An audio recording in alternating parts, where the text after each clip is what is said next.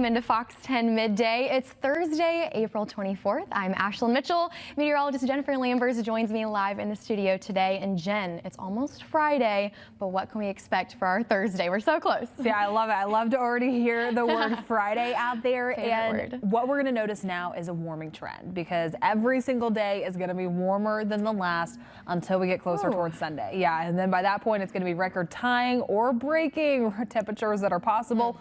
But let's go ahead and take a look at those conditions across the southeast because it still looks active out there. For the past few days, this has been a very similar look, just seeing some of those passing isolated showers, a big batch of showers and some thunderstorms closer towards the Louisiana-Mississippi state line there. But here locally, it's really quiet to begin for today. We're noticing a mix of sun and clouds out there. Still some very isolated sprinkles. I was seeing just some of those isolated cells, especially closer towards our coastal areas to begin for this morning.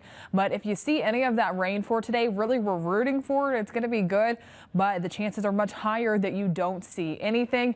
There's where you can just start to see the majority of that rain taking place further out west. Now a live view outside from our Navigator Credit Union camera at the Battleship. We're taking a look at the Causeway and the Bayway. In case you're heading out anytime soon, the good news, traffic moving smoothly. Just don't forget those sunglasses. Although we are starting to see some of the shade and some of that cloud cover, still some sunshine out there. It's going to be pretty bright to begin for this Thursday, but temperatures resting in the upper 70s. Winds a little more breezy out of the south, closer towards 10 to 15 miles per hour. Feels like temperatures straying away, already feeling like 82.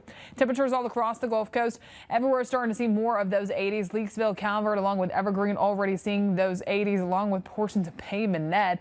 Everywhere else, just starting to see some of those upper 70s, but over the next few hours, we're only going to continue to tick up.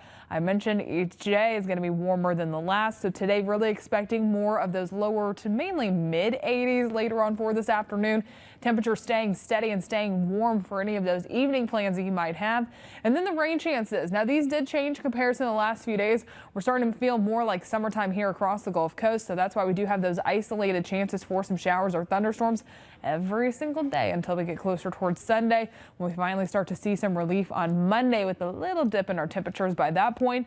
But I'll break down more of your forecast details coming up in just a little bit. Ashlyn. Jen, thank you. Breaking at 11, Sims police arresting this man, Russell Smith, after child pornography was found on his phone. Investigators say the 64-year-old was transferring data between two phones at an AT&T store. A representative noticed those images. Now, police say they were contacted immediately and did a search at Smith's residence, obtaining more evidence. We're told Smith is charged with 5 counts of possession of child pornography. He has a bond hearing set for tomorrow. And this just into our newsroom, 3.5 years after a drug kingpin pleaded guilty. Prosecutors are asking a federal judge to issue a final order allowing them to seize the vestiges of his former multi-million-dollar empire. That's Darren Southall. He pleaded guilty in 2021. The following year, a judge issued a preliminary forfeiture order. Prosecutors are asking that that order be made final. It includes more than $2.1 million seized from various locations and assorted jewelry seized from Southall and co-defendant Terrence Watkins. It also includes 14 vehicles. In addition, prosecutors are asking for a money judgment of $24 million. They say that's equivalent to the drug proceeds from drugs sold by Southall's entire operation. Now, Southall is serving a 35-year prison sentence right now. He and Watkins have also been charged with the murder of the grandparents of Mobile-born rapper Honeycomb Brazy. And listen to this. Investigators say skeletal remains were found in Pritchard near the Bay Bridge Road off ramp under I-65. Officers say they received a call shortly before 3 o'clock yesterday afternoon in reference to a body found under that bridge. Now, the Bay Bridge Road off the ramp was closed as Pritchard police and those crews worked the scene for a few hours. Investigators say it appears the body was there for a while, but exactly how long is still unknown. They also don't know the cause of death yet. Now, Lieutenant Robert Martin with the Pritchard Police Department says it's unknown if the body is male or female, but crime scene investigators collected samples to answer some of those questions. We basically came out and had Mobile County SO crime scene units come out so they could take pictures and preserve whatever that needed to be preserved so it can go to the Department of Forensic Science. And authorities say this, of course, is an ongoing investigation. More information will be available after the autopsy. We'll update you once we learn more. Now, breaking nationally, a teen is arrested in connection with the wildfire in South Jersey. 19-year-old Joseph Kling is accused of setting wood pallets on fire and leaving the area before the fire was fully extinguished. Kling is being charged with 2 counts of arson. Firefighters first responded to that blaze on Tuesday. The Jones Road fire has burned more than 13,000 acres in Ocean County, and 50% of it is contained. The fire has also threatened at least 1,300 structures and forced at least 5,000 people who live in that area to evacuate their homes. And happening today, public viewing of Pope Francis continues for a second day at St. Peter's Basilica. Thousands from around the world lined up before dawn to pay last respects to the beloved Pope. His Holiness will lie in state until tomorrow before his funeral on Saturday morning. The Vatican kept the doors open all night except for 1 hour this morning to accommodate the volume of mourners. Well, I think it's very important to be here, just to show our respect to the Holy Father. It wasn't planned. We just decided to come last minute, so we flew from Dublin last night. We're staying for 1 day, home tonight then. So just felt it was very important to be here. We are coming to pay our last respects to him, to see his body, to pray for him, and to be in union with the Holy Church, Universal Church, as we lose the Supreme Pontiff of the Universal Catholic Church. And the Vatican released figures which showed more than 20,000 people had paid their respects during the first 8.5 hours of the public viewing on Wednesday. Francis's final resting place will be at St. Mary Major Basilica that's located in Rome. Pope Francis passed away Monday, just a day after making a surprise Easter appearance in the St. Peter's Square. And meanwhile, Cardinals arriving this morning for a second congregation meeting and held prayers before making key decisions: the 9-day mourning period and the conclave. A new pope is selected when a candidate gets 2/3 of the majority in the voting process. We'll know a new pope is elected once white smoke is seen. Now, only eligible cardinals who have reached a certain age and are not serving as bishops can participate in that conclave. And the Vatican has released an image of what Pope Francis's final resting place will look like. You see it on your screen there. The tomb is made of marble from Liguria, a region in northern Italy. It will be inscribed with Franciscus and an image of the cross he wore both as Archbishop of Buenos Aires and as Pope. Also this morning, a peace deal between Russia and Ukraine may be even less likely now after this devastating attack overnight from Russian missiles and drones. Rescue crews worked to beat back the flames after a wave of Russian attacks. Kyiv was struck as responders worked through the night to recover and rescue those victims. Frustration is growing, with Russia refusing to accept even a temporary break in the fighting that was proposed about a month and a half ago. Putin has refused for weeks to go to that 30-day ceasefire. That's why everyone is frustrated. And for now, the attacks continue. The death toll rises, and hopes of a peace deal may have dimmed even further overnight. And President Donald Trump will mark a significant milestone in his second term next week, but many of his policies appear to be unpopular with the voters. As Fox's Rebecca Castor reports, Americans are pleased with his work on border security, but are anxious about the economy. And that's not all. Well, straight ahead at 11, a new commerce center 3 years in the works is finally getting ready to be built. Let's check in with Steven. And coming up, more affordable housing is headed here to the city of Mobile. I'll have more from a groundbreaking ceremony coming up. And also taking a live view outside down on Dauphin Island. Just starting to see a mix of sun and clouds out there. Things are still pretty breezy if you folks getting out there and enjoying it. A nice view from the Dauphin Island Sea Lab. But over the next few hours, temperatures going to continue to stay steady in the mid-70s with those mostly cloudy skies. Still some isolated chances for some rain today. I'll break down all those details coming up when we come back.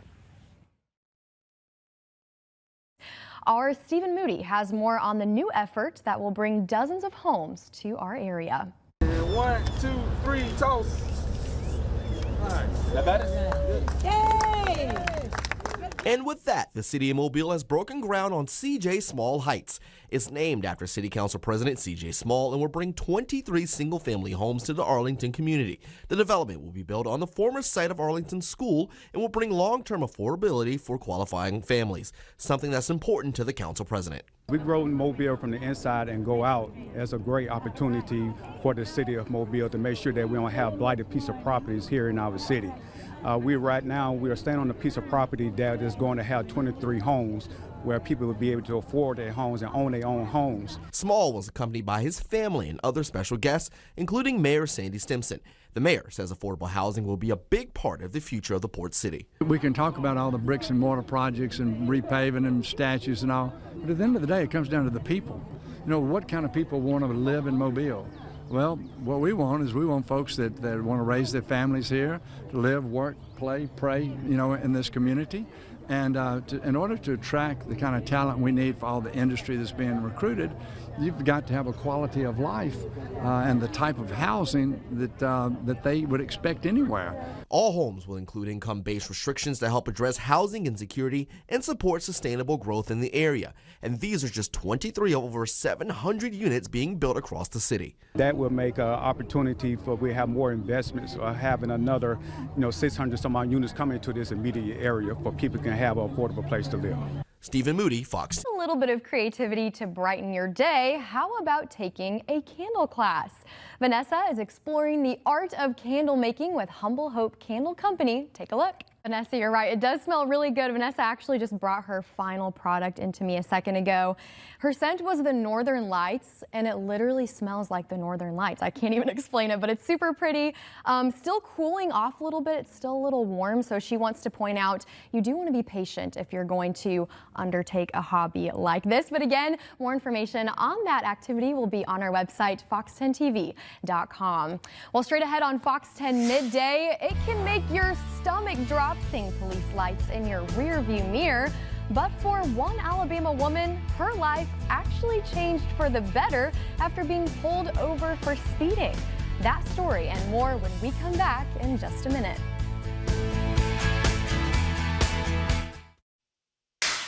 Welcome back. We have some pretty wild video into our newsroom this morning. An SUV goes airborne and it's all caught on a trooper's dash cam. Kansas City Highway Patrol says a trooper was pulling over to help another driver on I-70 when the dash cam caught this video of an SUV driving in the median. At some point, the SUV appears to hit something and then it goes airborne before landing on its hood. The trooper there rushes to help the driver. Officials say the driver was wearing a seatbelt at the time and was thankfully not hurt in the crash. No other details about the crash have been released. Also this morning, 2 people, including a Virginia State Police trooper, were forced to jump over a guardrail to avoid being struck by an oncoming vehicle. Authorities released this dashcam video of Sunday night's incident in Fielddale.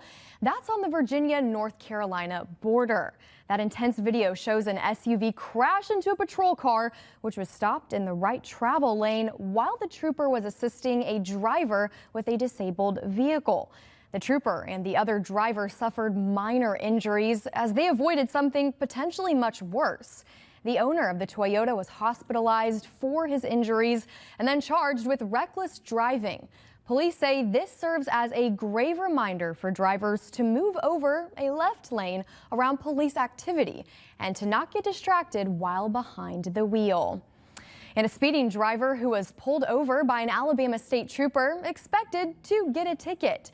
But instead, she received some advice that changed her life forever. CNN's Nick Valencia has this story. How are you? Good, you? Good. An unlikely friendship between a senior state trooper and a scrub tech. It all started one August morning in 2022 after Abby Jo Rutledge saw Alabama State Trooper J.T. Brown in her rearview mirror on Highway 78.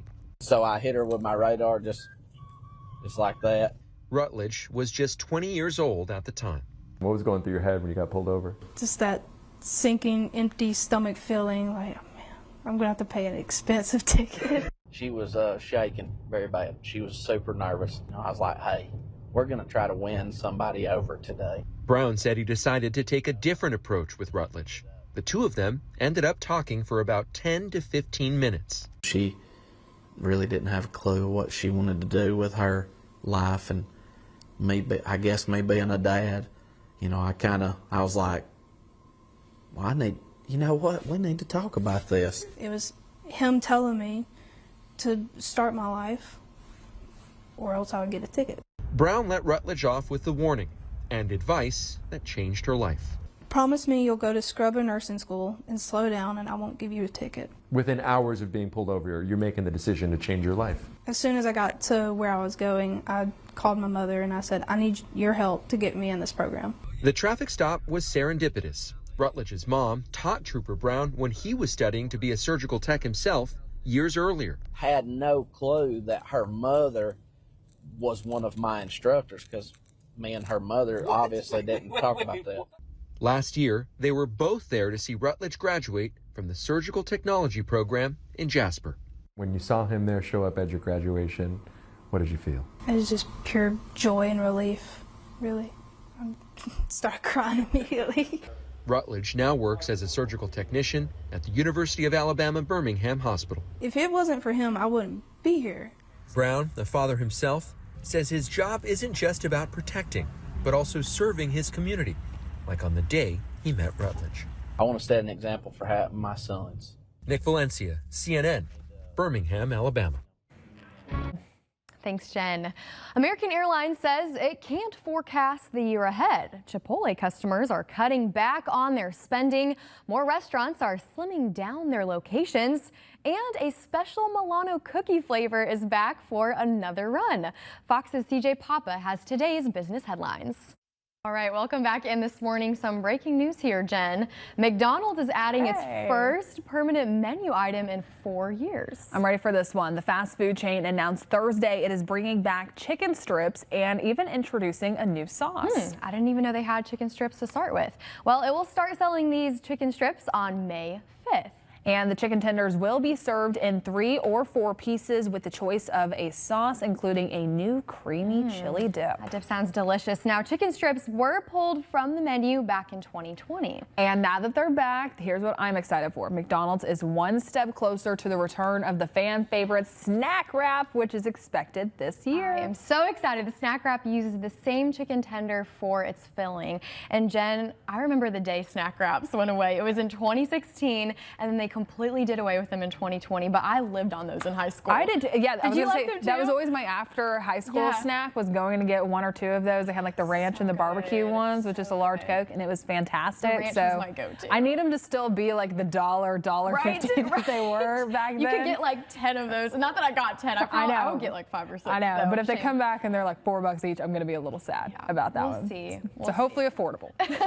All right. In the meantime, are you tired of getting the iron out of the closet, or you want a quick way to remove wrinkles from your clothes? And today, the Queen of Clean shows how simple it is to get the wrinkles out with just some ice and your dryer. Check. Here's your 3 to know before you go today. There's a chance at the top of Discord. The CEO of the social chat app is stepping down. CEO and co-founder Jason Citron said in a statement Wednesday that building Discord has been one of the most rewarding experiences of his life. Citron will remain on the board and transition to an advisor role.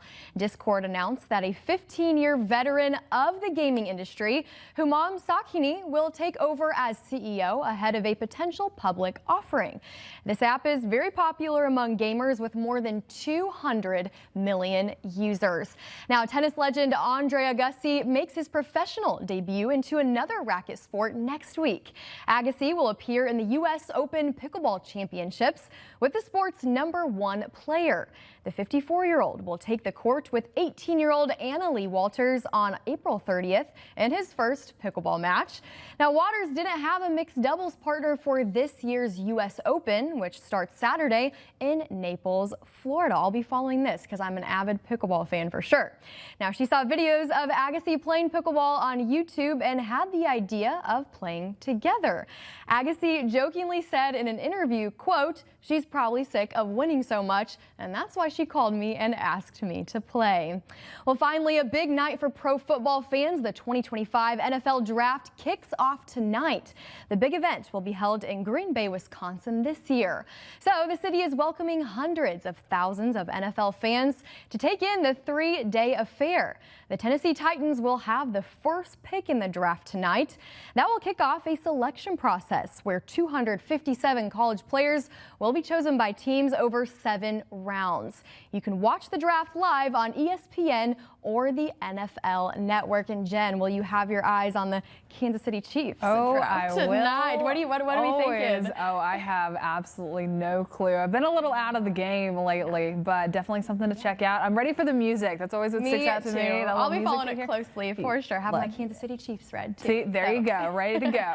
Well, let's go ahead and take a final look at your forecast and what we're tracking over the next few days. So this is going to be the 10-day outlook. This is actually going to take us into May, which is next Thursday. But we did go ahead and add on those isolated rain shower chances every single day until we get closer towards Sunday. They're very low. It's going to be pop-up, not an organized line moving through it. Really, if you have outdoor plans, please don't be too concerned about it. You have much higher chances of not seeing anything. And then heading into next week, we will start to notice those temperatures going down. And again, May 1st is going to be that Thursday, but Sunday will be the hottest day this week, possibly record-tying or breaking temperatures. Just stay hydrated if you're spending time outside. Yes, stay cool. Enjoy the rest of your beautiful Thursday. Thanks for spending time with us here on Fox 10 Midday. We'll see you at 3 o'clock.